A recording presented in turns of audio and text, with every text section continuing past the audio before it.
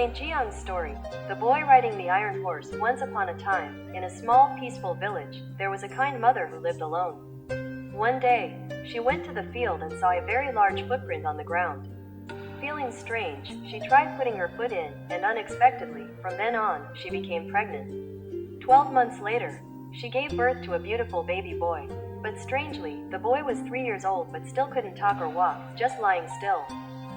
One day, the country was in danger. The invaders came from the north and destroyed the villages, making the villagers extremely scared. The king was worried and immediately sent messengers everywhere to find talented people to save the country. When the messenger arrived at Jiang village, the mother was worried when the boy suddenly opened his mouth for the first time. "Mom, call the messenger here for me." The mother was extremely surprised and quickly invited the messenger in. When the messenger entered the house, the boy loudly said, "Go back to the king and forge me a set of iron armor, an iron horse and an iron whip.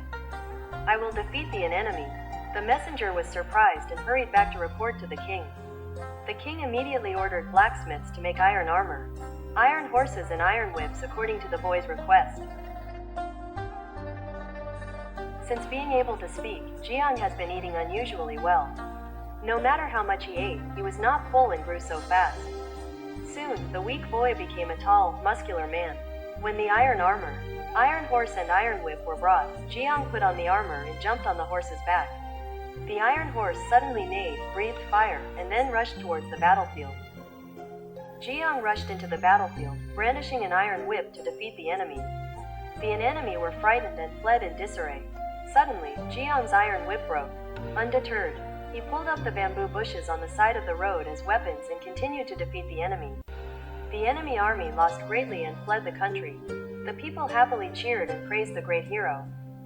When the enemy was defeated, Jiang spurred his horse and galloped to the top of a mountain. Once there, he took off his armor, then slowly flew into the sky, leaving his mark on the ground. The people were grateful, built a temple to worship Jiang and called that place Society Mountain.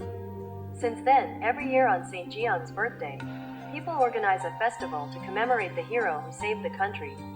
And the story of Tan Jiang is forever passed down from generation to generation.